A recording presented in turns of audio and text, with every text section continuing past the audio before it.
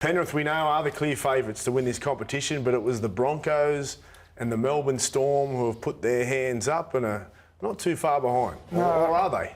No, I don't think so. Craig Bellamy's like a Melbourne Cup coach, getting a stayer ready for November, and he does it every year with Storm. They peak at the right time. They were fantastic yesterday. Raiders poor.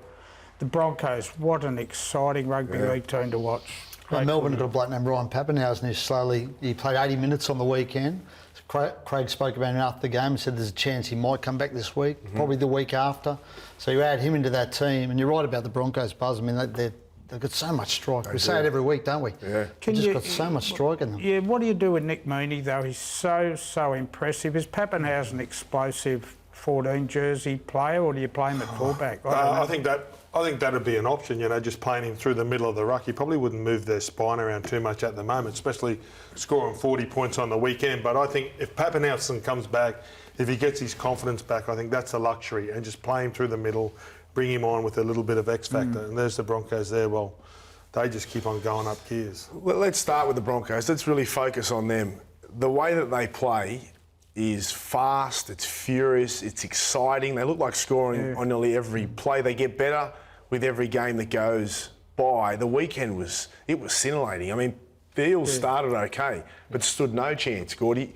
You must be excited as an ex-Bronco to see the way that the boys are playing. Well, it's just buzzing. To me, like a couple of times this year, they've looked really close to the 90s where, don't worry about the scoreboard. It's the hard work that they do. Like, they beat you up early but score the points late. And you said that Parramatta were in the contest, but they just can't go with you. And that was pretty much the old Broncos. You just play at such a level that if they're good enough to beat you, they'll beat you on their day, but they've got to come with you. And no side's been able to do it. And I checked, Gordy, last week on all the club numbers. Broncos #1 TV, #1 merchandise, #1 crowds.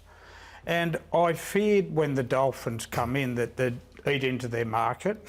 It's worked the exact opposite. Competition creates, I think, excellence, and I think if there was a bit of staleness about the Broncos, they've got their act together, and on and off the field, they're so exciting, Reedy. I'll tell you what's helped that bloke there who's been on the screen. You watch those highlights we were just had in the background there.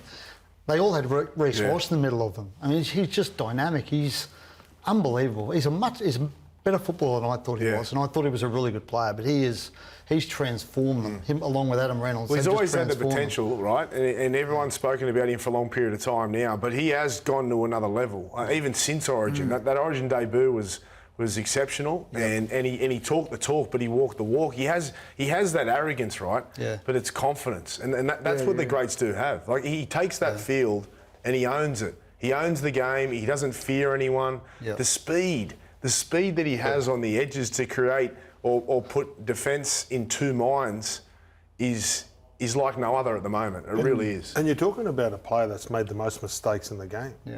Today. So he They're makes high-speed mistakes, mate. But he tries things. That means that he tries things and he doesn't carry his divots. So when he makes a mistake and it's all about the next one. And if he can limit those mistakes and he slowly gets them out with a bit of experience, he's only going to get better. And Buzz talks about you talk about the TV ratings being up and the crowds.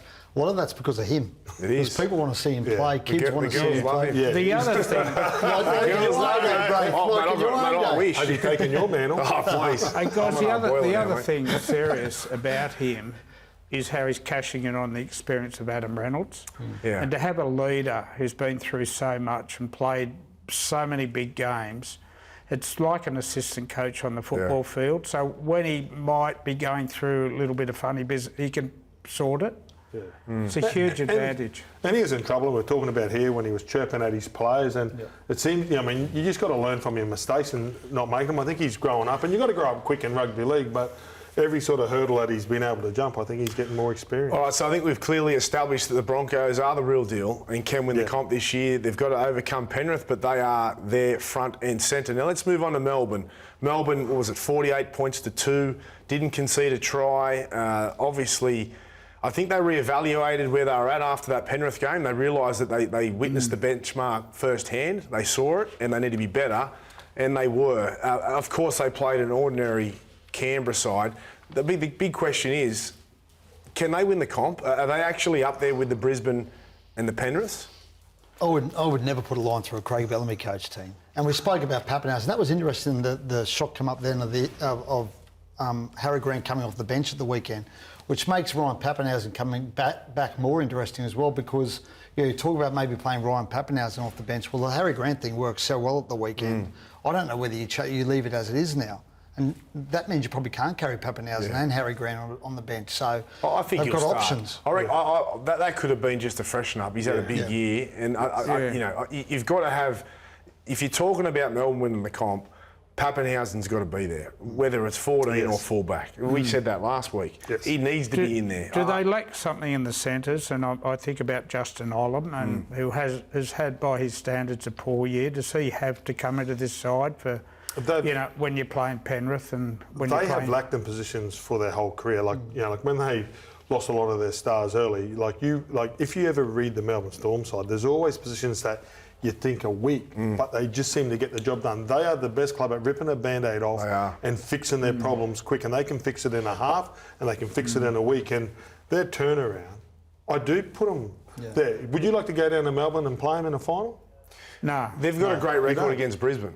Yes, they've got a great record. So if they meet Brisbane in a prelim, they've got a good chance. Just whether they can overcome Penrith. I thought Remus Smith was great. You're talking about outside backs. Yep. He's come back at the right time for them. Really good return for him. Olam's been struggling, so they're hoping that he goes back and delivers and finds that form so that he can re-enter into the finals, because him at his best, is probably their best option.